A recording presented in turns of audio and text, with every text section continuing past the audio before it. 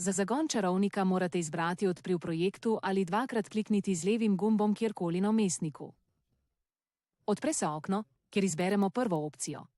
Nato se prikaže čarovnik za strukturo objekta, kjer ločimo več nalog, kot je na primer sama struktura objekta. Pregled strukture zgradbe.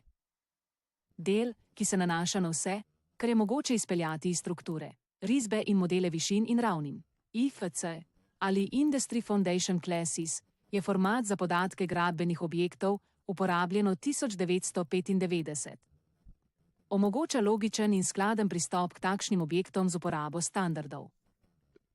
V teh formatih niso standardizirane možnosti za definiranje strukture zgradbe, kot so na primer skupina zgradb, vmesne etaže in poljubna raven strukture. Zato jih lahko dodamo le tako, da izključimo to možnost. Sedaj bomo definirali našo strukturo zgradbe. Dodelili ji bomo zemljišče, ki ga vidimo v delu za pregled. Za potrebe tega videa bomo dodali še eno zgradbo in še eno etažo za vsako zgradbo. Vse, kar spremenimo v delu za strukturo zgradbe, je vidno tudi v pregledu. Obdržali bomo 4 poglede, da bomo imeli pogled na našo zgradbo z vseh strani. Prav tako lahko dodajamo risbe po nivojih oziroma ravneh strukture.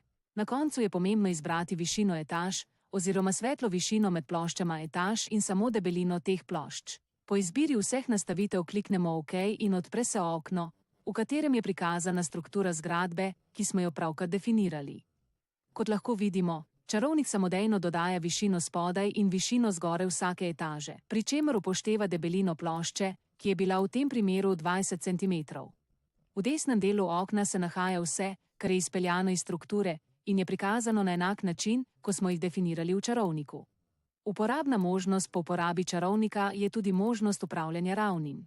Na levi strani so prikazane številčne vrednosti, tako zgornje kot spodnje grobe vrednosti same konstrukcije, kot tudi zgornje spodnje grobe vrednosti vsake etaže, medtem ko imamo na desni strani vizualni prikaz celotne konstrukcije. S pomočjo teh ikon lahko ustvarimo nov model, spremenimo trenutnega ali pa ga izbrišemo. Vsako strukturo zgradbe lahko shranimo kot priljubljeno in jo kasneje po potrebi naložimo. Še eno od risb je treba označiti kot aktivno risbo. Zapremo strukturo zgradbe in lahko začnemo z delom.